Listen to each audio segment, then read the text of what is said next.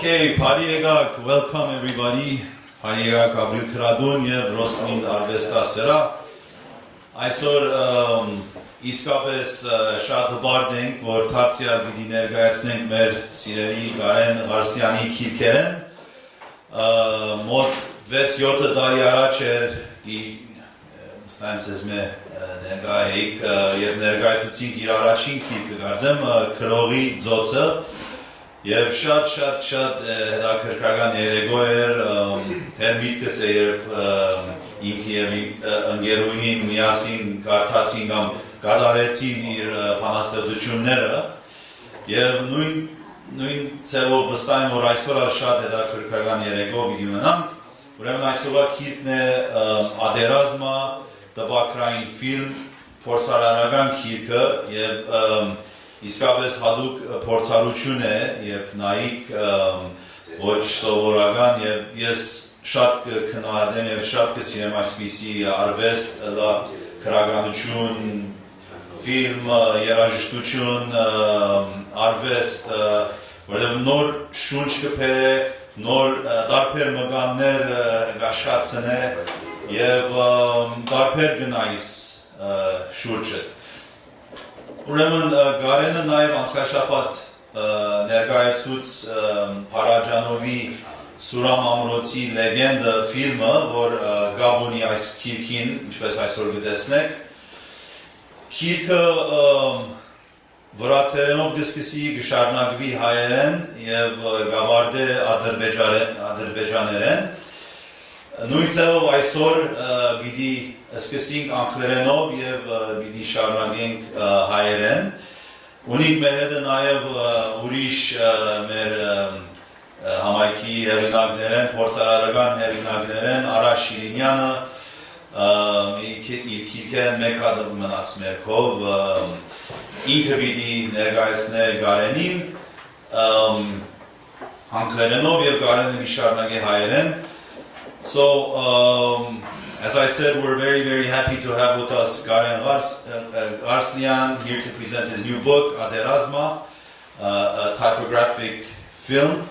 As I said, I truly appreciate this type of literature, art, music, film, as it makes us look at things in a different way, and it exercises different muscles inside of us, and so we're going to start with English with our guest Ara Shirinyan, and then we'll continue with Karen. That's about it. So, Himag Ravirem Arayin. Thank you.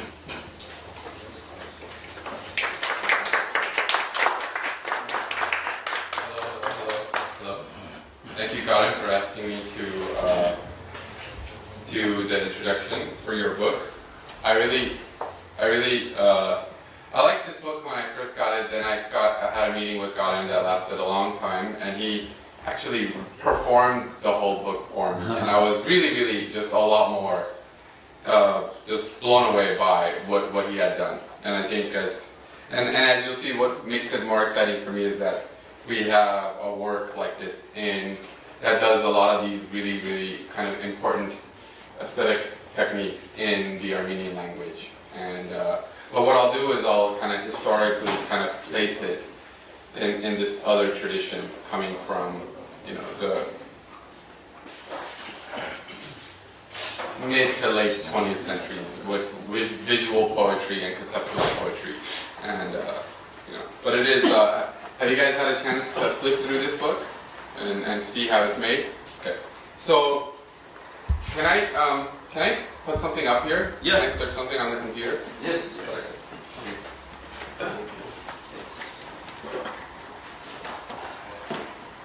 Okay. This is one of my favorite artists. This guy Emmett Williams did something that I think influenced a lot of us. And we were talking about this, right? It's from. Emmett Williams was a member of the Fluxus movement, as you can see.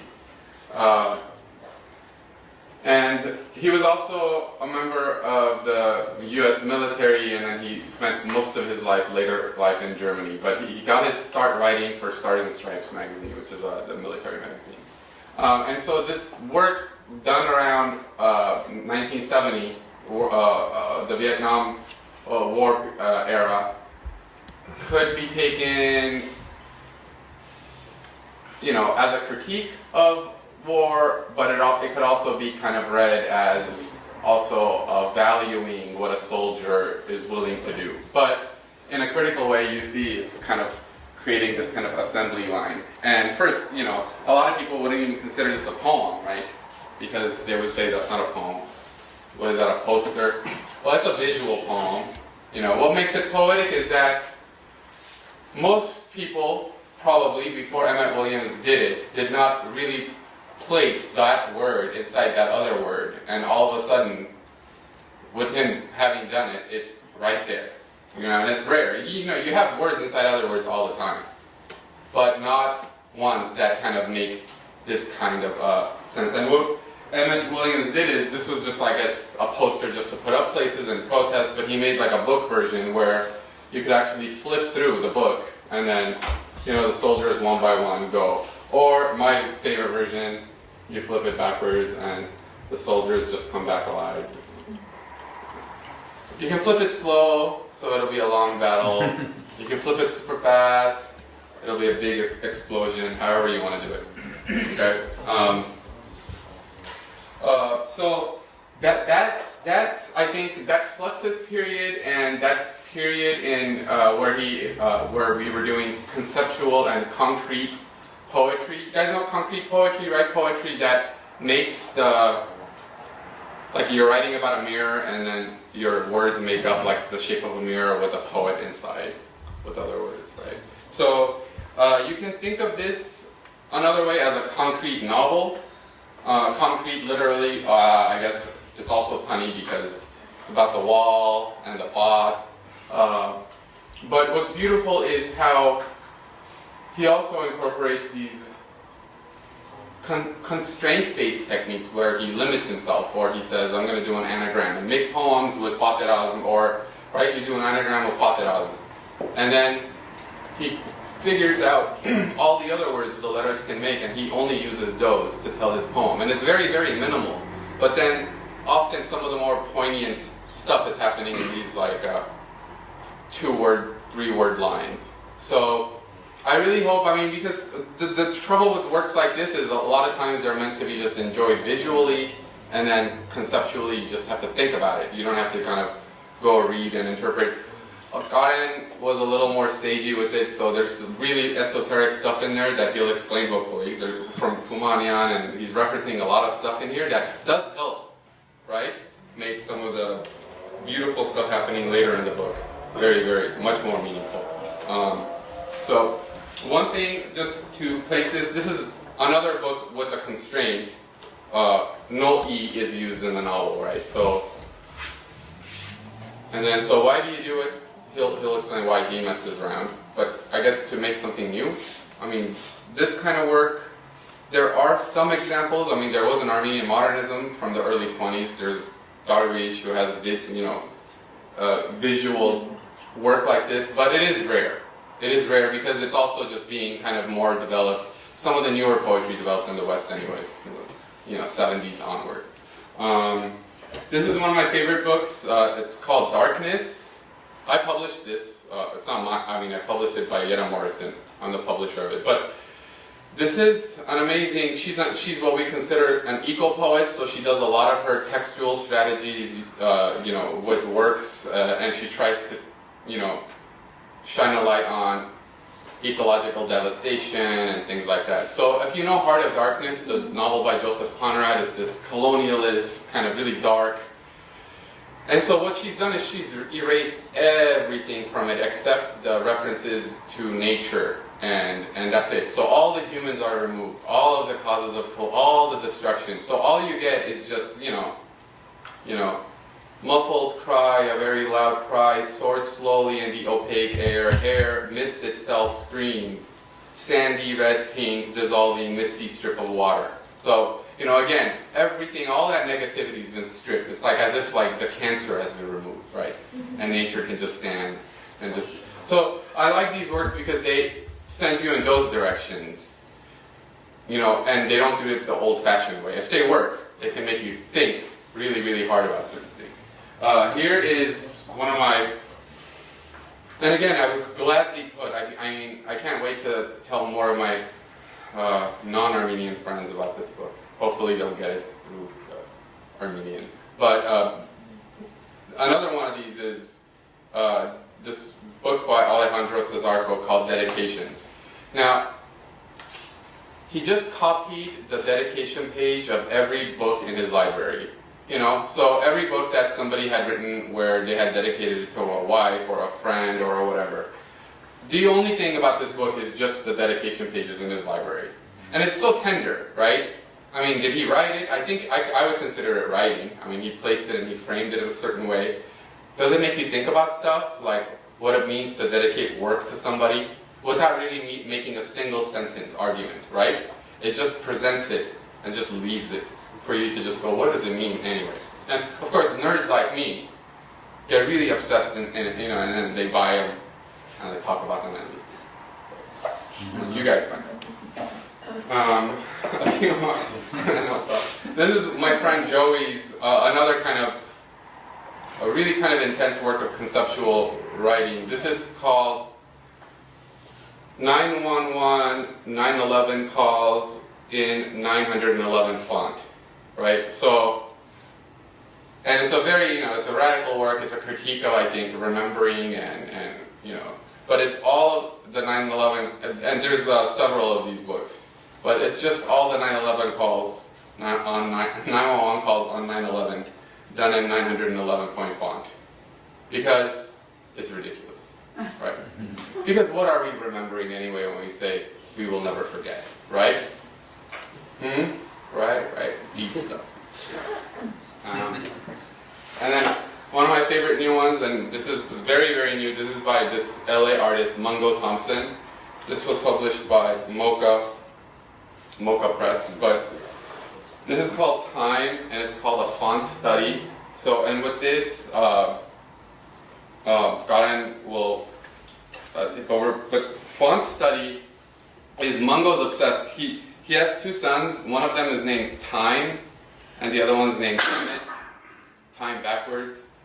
He's a pretty kind of famous artist, but he did a drawing of Time magazine's covers every time they changed, you know, throughout the years. And so, you know, at first they're just black, and then there's some memorial issues. And get it? It's like a journey through time. It's a font study, right? You're just taking a journey through font, and then sometimes you have these memorial issues. Maybe Kennedy or somebody is no longer with us, and then time becomes like subdued. Oh, you'll see. Do you notice these days when they slightly change the font of like a big online company and it's such a big decision? They're like, anyway, so it goes on, and then it changes, you know, it becomes, oh, the memorial ones, maybe somebody died on this one, you know. You know, what does it do? I mean, it's not going to blow your mind and change the way you think about everything, but it doesn't really hurt you, I think. But I'm so excited. I mean, I really think Karen, I told him that one kind of difficulty of the book is that I think that he's kind of committed himself to, before he, you know, he does have to sit with the buyer. Like this becomes your being. Exactly. You know, but I think that could beautifully be a part of the. But you guys should get one, seriously. It'll be worth money later. It'll go up in value. It's one of those books. Thank you.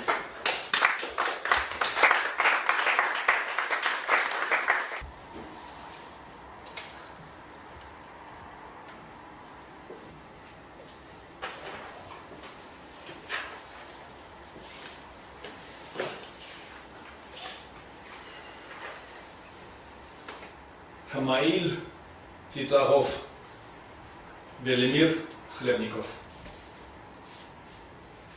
Օ ծիծաղահարվեք ծիծաղիչներ Օ ծիծաղակալվեք ծիծաղիչներ որ ծիծաղում են ծիծաղներով որ ծիծաղմկում են ծիծաղաբար Օ ծիծաղակալվեք ծիծաղովին Օ ծիծաղաստան քն ծիծաղորդած ծիծաղոտված ծիծաղիչների Օ ծիծաղաղակիր ծիծաղավարի ծիծաղ քն ծիծաղյա ծիծաղացուների ծիծաղեղեն ծիծաղոտիր ծիծաղակոցիր ծիծաղիկներ ծիծաղողանջներ Օ ծիծաղահարվեք ծիծաղիչներ Օ ծիծաղակալվեք ծիծաղիչներ Հմայիլ հրհրոցով Օ հրհրահարվեք հրհրիչներ Օ հրհրաբորվեք հրհրիչներ որ հրհրում են հրհրոցներով որ հրհրարփում են հրհրաբար Օ հրհրաբորվեք հրհրովին Օ հրհրաստան հրհրացողած հրհրոց հրհրչակավոր հրհրիչների Օ հրհրաբարվիր հրհրաբարի հրհրոց հրհրակոկոս հրհրորդների հրհրեղեն հրհրոտիր հրհրոտոցիր հրհրիկներ հրհրթիրիկներ Օ հրհրահարվեք հրհրիչներ Օ հրհրահարվեք հրհրիչներ